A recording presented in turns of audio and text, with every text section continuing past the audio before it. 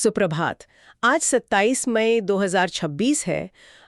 एक ऐसे युद्ध की कल्पना कीजिए जिसे जीतने के लिए एक भी गोली चलाने की आवश्यकता नहीं है। जी, एक ऐसा संघर्ष जहां दुश्मन की सीमा में बिना घुसे ही उसे मनोवैज्ञानिक और सामरिक रूप से थका दिया जाता है। बिल्कुल। आज के इस गहन विश्लेषण में स्वागत है। आज का हमारा विषय है सामरिक चौराहा, ताइवान, फिलीपींस और चीन का बढ़ता प्रभाव। और इस प्रसारण का मुख्य केंद्र पूर्वी एशिया है, विशेष रूप से चीन और उसके आसपास की भू राजनीतिक गतिविधियां। सही कहा। आगे बढ़ने से पहले ये सूचित करना आवश्यक है कि आज का ये प्रसारण प्रोवेव एआई द्वारा प्रायोजित है और इसे स्टाइलो न्यूज़ द्वारा जनरेट किया गया है। जी, स्टाइलो न्यूज़ असल में एक एआई संचालित समाचार एप्लीकेशन है। मतलब ये स्टाइलो इंटेलऑप्स सॉफ्टवेयर का एक कंज्यूमर वर्जन है। जिसे मुख्य रूप से सरकारी एजेंसियों, सैन्य अभियानों और बड़े व्यावसायिक उद्यमों के लिए डिजाइन किया गया है। सही बात है। इसका सीधा अर्थ ये है कि श्रोताओं को उन विशिष्ट विश्लेषणात्मक उपकरणों तक पहुंच मिल रही है जिनका उपयोग वैश्विक स्तर पर निर्धारणकर्ता करते हैं। तो इस गहन विश्लेषण का मिशन बिल्कुल स्पष्ट है। पिछले 2 हफ्तों की प्रमुख घटनाओं, खुफिया आकलनों और सोशल मीडिया की भावनाओं का एक तटस्थ और वस्तुनिष्ठ विश्लेषण करना। जी, और इसका उद्देश्य स्थानीय, राष्ट्रीय और अंतर्राष्ट्रीय प्रभावों को समझना है। साथ ही संभावित परिदृश्यों यानी कोर्सेज ऑफ एक्शन का खाका खींचना है। और श्रोताओं के लिए ये स्पष्ट कर दें कि यहाँ किसी भी प्रकार का डर या सनसनी पैदा करने का प्रयास नहीं किया जाएगा, केवल तथ्यों पर आधारित चर्चा होगी। बिल्कुल। तो इस भू राजनीतिक स्थिति को समझने के लिए सबसे पहले उस क्षेत्र का रुख करना होगा जहां सैन्य गतिविधियां सबसे अधिक स्पष्ट हैं, यानी ताइवान जलदमरू मध्य का क्षेत्र। अगर हम दस्तावेजों पर नजर डालें तो पीपल्स लिबरेशन आर्मी यानी पीएलए की दैनिक गतिविधियों का एक नियमित पैटर्न दिखता है। जी, और ये पैटर्न काफी ध्यान आकर्षित करने वाला है। रिपोर्ट बताती है कि हर दिन लगभग 8 से 12 चीनी सैन्य विमान और 5 से 6 नौसैनिक जहाज वहां सक्रिय रहते हैं। सही कहा। ताइवान के वायु रक्षा क्षेत्र, जिसे एडीजीआईजी कहा जाता है, उसकी मध्य रेखा को पार करना अब एक दैनिक दिनचर्या बन चुकी है। इसे समझने के लिए एक उदाहरण लिया जा सकता है। मान लीजिए कि कोई पड़ोसी रोज आपके किसी के घर की बाउंड्री वॉल पर चल रहा हो। बहुत ही सटीक उदाहरण है। वो दीवार नहीं फांद रहा, घर का ताला नहीं तोड़ रहा, बल्कि उस क्षेत्र में अपनी उपस्थिति को बिल्कुल सामान्य बना रहा है। जी, ताकि एक दिन उसकी उपस्थिति पर कोई सवाल ना उठे। लेकिन एक सवाल उठता है कि क्या इन गतिविधियों को आक्रमण या इन्वेजन की प्रशक तैयारी नहीं माना जाना चाहिए? देखिए, खुफिया आकलनों के अनुसार ये किसी तुरंत होने वाले आक्रमण का संकेत नहीं है। इसके पीछे लॉजिस्टिक्स यानी रसद का बड़ा विज्ञान है। तो आक्रमण के लिए किस स्तर की तैयारी आवश्यक होती है? किसी भी बड़े स्तर के जल थल आक्रमण के लिए महीनों की तैयारी चाहिए। इसमें हजारों सैनिकों का जमावड़ा और नागरिक शिपिंग लेन का बंद होना शामिल होता है। और ऐसी कोई गतिविधि अभी सैटेलाइट इमेजरी में नहीं दिख रही है। सही कहा।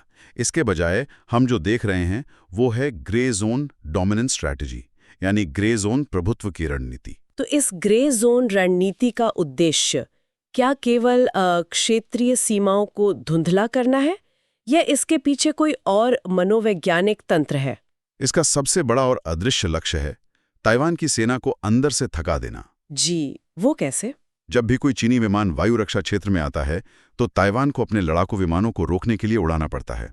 दिन में 10 बार ऐसा करने से इंजन की उम्र कम होती है और साथ ही राडार ऑपरेटर्स और पायलट्स पर काफी मानसिक दबाव भी पड़ता होगा। बिल्कुल, इसे ऑपरेशनल बर्नआउट कहते हैं।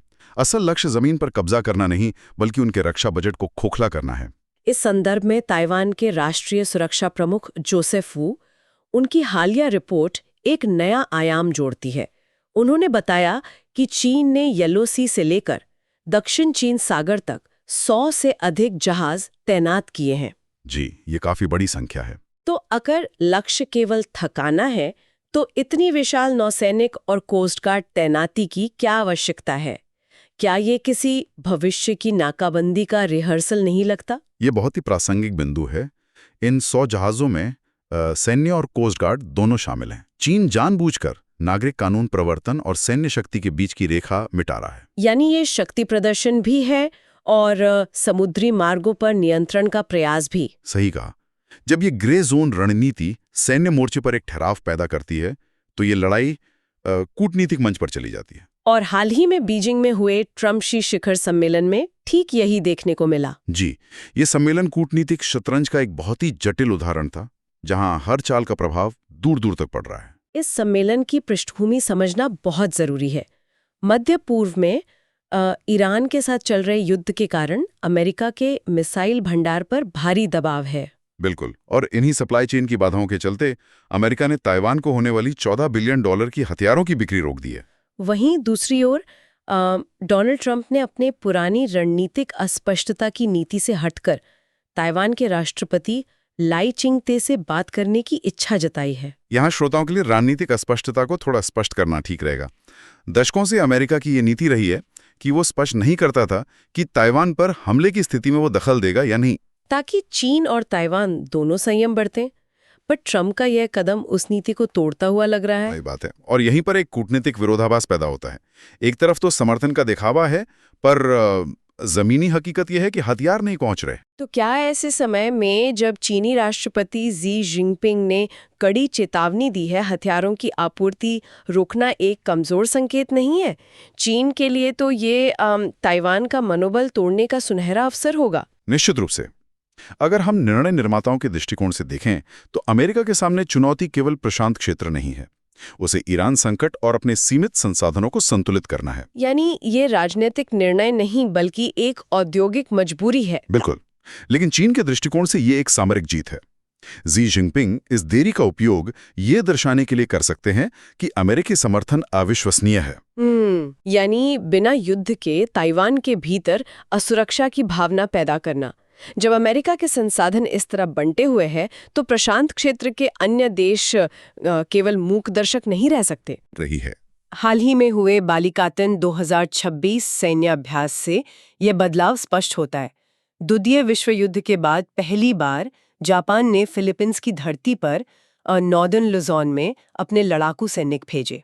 और इसमें सबसे महत्वपूर्ण बात यह थी कि जापान ने वहां अपनी टाइप 88 एंटी शिप मिसाइल का सफल परीक्षण किया। जी, और इसके साथ ही जापान ने स्टारलिंक जैसा एक लो अर्थ ऑर्बिट यानी लेओ सैन्य तोही उपग्रह नेटवर्क भी लॉन्च किया है। ये लेओ सैटेलाइट्स बहुत अहमियत रखते हैं क्योंकि ये बिना किसी देरी के सटीक रियल टाइम डेटा भेज सकते हैं। खबरें तो ये भी हैं कि जापान फिलीपींस को अपनी पुरानी मिसाइल निर्यात करने पर विचार कर रहा है। यहाँ फिलीपींस की भौगोलिक स्थिति बहुत अहम है। नॉर्दर्न लुजोन ताइवान के बाशी चैनल के ठीक पार है। वहां से टाइपे 80 मिसाइल दागने का सीधा अर्थ है उस मार्ग पर नियंत्रण।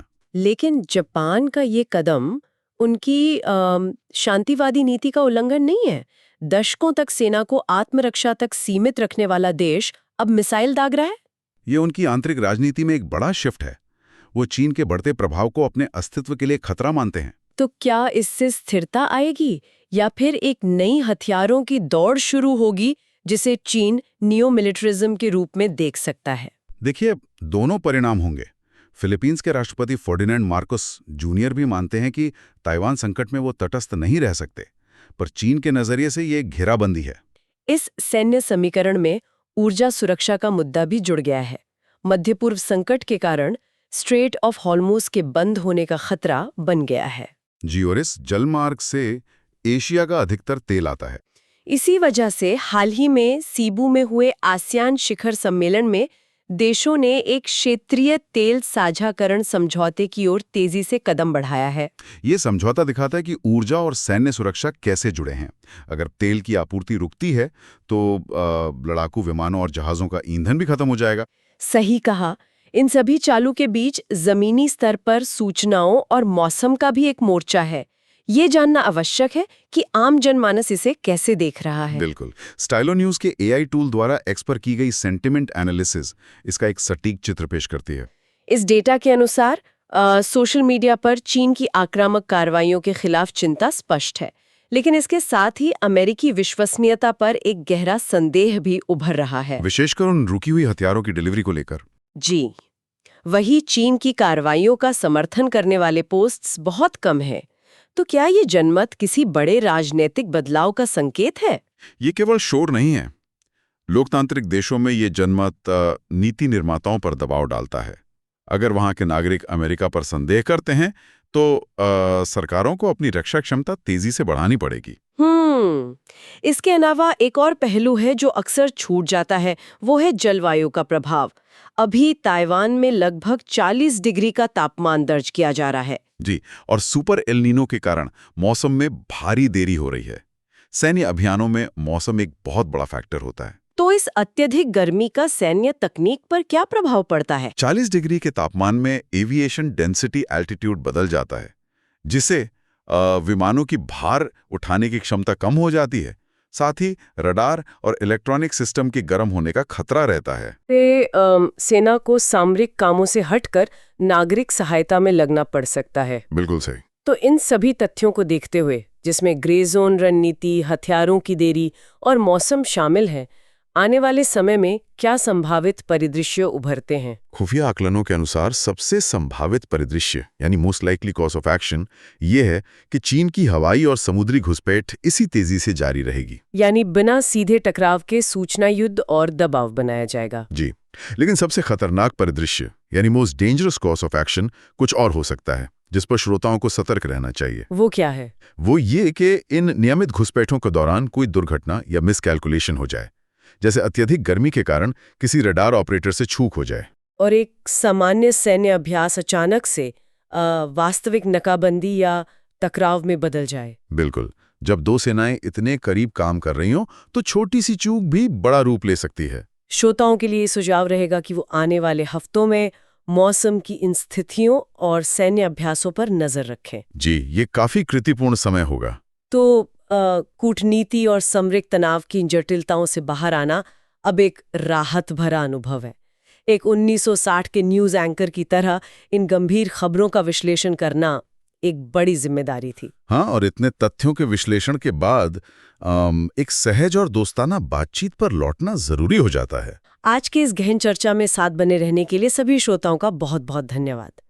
जाने से पहले ये याद दिलाना आवश्यक है कि आज की ये डीप डाइव स्टाइलो न्यूज़ की मदद से तैयार की गई थी। जी, ये सिर्फ एक बैकएंड सॉफ्टवेयर नहीं है, ये एक ऐसी एप्लीकेशन है जिसे मोबाइल या कंप्यूटर पर आसानी से डाउनलोड किया जा सकता है। बिल्कुल, ये सैकड़ों समाचार स्रोतों और एक्स के रियल टाइम डेटा को प्रोसेस करके एक कस्टमाइज्ड इंटेलिजेंस स्टाइल न्यूज़ प्रस्तुत करता है। आज के इस शोर शराबे वाले माहौल में बिना पूर्वाग्रह के सटीक जानकारी पाने का ये एक बेहतरीन माध्यम है। इसलिए अगर आगे भी ऐसी ऑन डिमांड AI न्यूज़ चाहिए तो www.stylonews.com पर जाकर सब्सक्राइब किया जा सकता है। अब इस चर्चा को समाप्त करने से पहले एक विचारोत्तेजक प्रश्न छोड़ना चाहेंगे। जी, अवश्य। आज हमने बात की कि कैसे जापान शांतिवादी नीति छोड़कर फिलीपींस को हथियार दे रहा है। तो अगर जापान इसी तरह दक्षिण पूर्व एशिया में रक्षा गठजोड़ बनाता रहा तो क्या भविष्य में अमेरिका के बिना एक नया और स्वतंत्र एशियन नाटो उभार सकता है? ये वाकई एक उकसाने वाला विचार है। अगर ऐसा हुआ तो ये प्रशांत क्षेत्र ही नहीं, वैश्विक शक्ति संतुलन को पूरी तरह बदल देगा। सही बात है, इस पर गहराई से विचार किया जा सकता है। अगर आने वाले डीप डाइव्स के लिए कोई विषय सुझाना चाहें तो सुझाव भेजे जा सकते हैं और स्टिलो न्यूज़ को सोशल मीडिया पर फॉलो जरूर करें। बिल्कुल। और अंत में उसी उदाहरण पर लौटते हैं, वो पड़ोसी जो बाउंड्री वॉल पर चल रहा है। आज की दुनिया में वो दीवार सिर्फ ईंटों की नहीं है, बल्कि रेडार और सैटेलाइट की है। उसके इरादों को समझना ही सबसे बड़ी चुनौती है। सुनते रहें द डीप डाइव। धन्यवाद। धन्यवाद।